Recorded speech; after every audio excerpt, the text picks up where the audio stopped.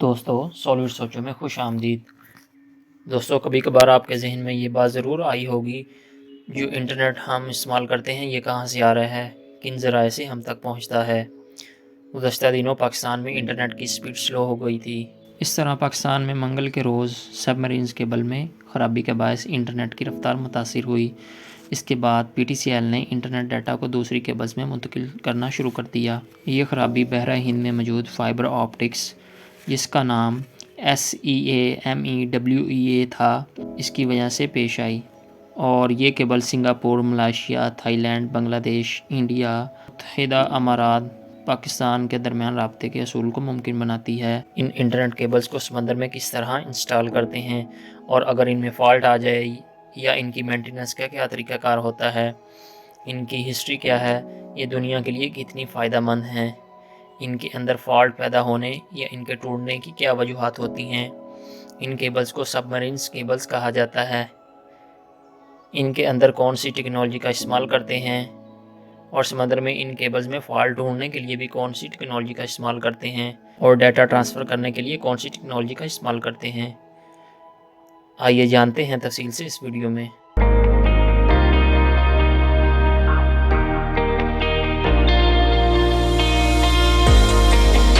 سب Marine communication cables ایک cable ہے جو زمین کی سطح پر بنائے گئے سب اسٹیشنز کو جوڑتی ہے، جو کہ سمندر کے اندر بچھائی جاتی ہے، جس کی مدد سے پوری دنیا کا نیٹ اور کمیونیکیشن سسٹم بحال رہتا ہے۔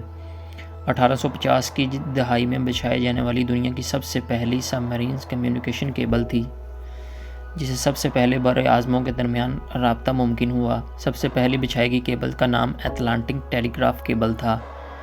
اس پر کام 1858 میں شروع ہوا۔ یہ کیبل اتنی ایڈوانس نہیں تھی۔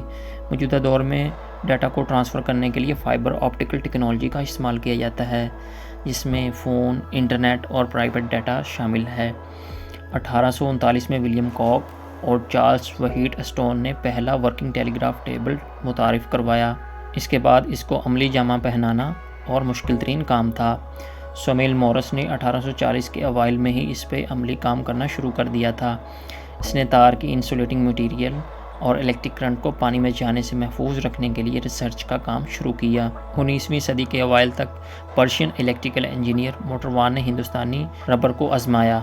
یہ ربر پولگوم گاٹا نامی ایک درخت سے حاصل ہوتا تھا، جو کہ انڈیا میں بکثرت پائے جاتے تھے۔ اس کو مطلوبہ جگہ پر پہنچانے کا کام ایسٹ انڈیا کمپنی نے کیا۔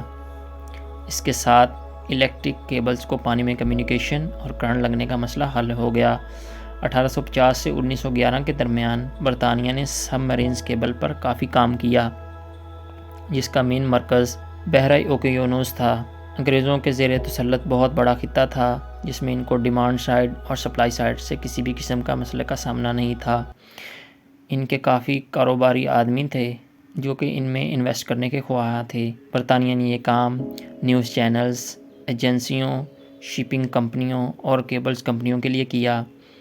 1860 اور 1870 کی دہائی کے دوران برطانوی کیبل مشرق کی طرف بحیرہ روم، بحیرہ ہند کے راستے ہندوستان، سعودی عرب تک پہنچی۔ ہندوستان کے شہر ممبئی کو لندن سے جوڑا گیا۔ 1872 میں آسٹریلیا کو سنگاپور اور 1876 میں لندن کو نیوزی لینڈ سے جوڑا گیا۔ اس کے ساتھ ہی 1980 میں فائبر آپٹکس کیبل دریافت ہوئیں۔ دنیا میں سب سے پہلے فائبر آپٹکس ٹیکنالوجی کو استعمال کرنے والی کمپنی کا نام اٹلانٹک T88 ایک ٹیلی فون کمپنی تھی۔ اس کے بعد ان جدید کیبلز کا استعمال سب مرینز کیبلز میں باقاعدہ طور پر کیا جانے لگا، جو کہ پرانی کیبلز کی نسبت زیادہ اور سپیڈ کے ساتھ ڈیٹا ٹرانسفر کرنے کے لیے استعمال کی جاتی تھیں۔ فائبر آپٹکس ٹیکنالوجی میں فائبر آپٹکس ڈیفلیکشن کے اصول پہ کام کرتی ہیں۔ دنیا کا 99% ڈیٹا انہی کیبل سے ٹرانسفر ہوتا ہے۔ ان میں ڈیٹا ٹرانسفر کرنے کی صلاحیت ٹیرا بٹس پر سیکنڈز کے حساب سے ہوتی ہے، جبکہ سیٹلائٹ ٹیکنالوجی میں میگا بٹس پر سیکنڈ کے حساب سے ڈیٹا ٹرانسفر ہوتا ہے۔ یہ پروجیکٹ بہت مہنگا تھا، اس پر کئی $100 ملین کی لاگت آئی۔ ان کیبل کی آڑ میں کارپوریشنز کو زیادہ منافع حاصل ہوا، بلکہ حکومتیں بھی اس کو اہم سمجھتی تھیں۔ یہ کیبلز جدید ٹیکنالوجی سے لیس ہتھیاروں پیغام رسانی میں اہم کردار ادا کرتی تھیں۔ زمین پر انٹارکٹیکا واحد علاقہ ہے جہاں سب مرینز کیبل کو انسٹال نہیں کیا گیا، वहाँ कम्युनिकेशन सैटेलाइट के ज़रिए की जाती है। केबल टूटने की अहम वजूहात मछलियों को पकड़ने वाले कांटों का इस्तेमाल और बहरी जहाज़ों के लिंकर्स, जंजले और करंट में वेरिएशंस हो सकती हैं। बहरा इक्विनोस में एक साल में 50 मरतबा इन केबल्स को ठीक किया गया। चंद एक मिसाइल का सामना 2006, 2008, 2009 और 2011 में भी रहा। साहिल पर बनाए गए इन केबल्स के सब स्टेशंस बनाए जाते हैं। जैसा कि पूरे पाकिस्तान का नेट कराची से आ रहा है, केबल्स टूटने और फॉल्ट का पता इन सब स्टेशन से चलता है। इन सब स्टेशन में SSTDR टेक्नोलॉजी का इस्तेमाल किया जाता है, जिससे तार की लंबाई मालूम की जाती है, जिससे केबल टूटने का एग्जैक्ट मुकाम मालूम किया जाता है। फिर वहाँ पर एक शिप भेजी जाती है। अगर सतह रेतली हो तो मजबूत कांटे का इस्तेमाल किया जाता है, जो कि रेत के अंदर धंस कर तार को तलाश कर सके। अगर समंदर की सतह पथरीली हो तो कांटा लचकदार मटेरियल से बनाया जाता है। गहरे समंदर में केबल्स की मोटाई कम रखते हैं ताकि केबल को उठाने में ज़्यादा फोर्स ना लगानी पड़े। फिर टूटी हुई केबल्स का एक किनारे को ऊपर लाकर इसके साथ अजाफी केबल को जोड़ा जाता है। अजाफी केबल को आबदोज के ज़रिए नीचे ले जाकर केबल के दूसरे हिस्से से जोड़ दिया जाता है। ये अमल बहुत लंबा और जफाकश होता है। अहम केबल्स बंदरगाहों के करीब डाली जाती हैं ताकि इनकी मेंटेनेंस में ज़्यादा मसाइल का सामना ना करना पड़े और मेंटेनेंस ज़्यादा महंगी ना पड़े। ये वीडियो आपको कैसी लगी? अपनी राय का इजहार कमेंट सेक्शन में करना ना भूलिएगा। मिलते हैं नेक्स्ट वीडियो में। अस्सलाम वालेकुम।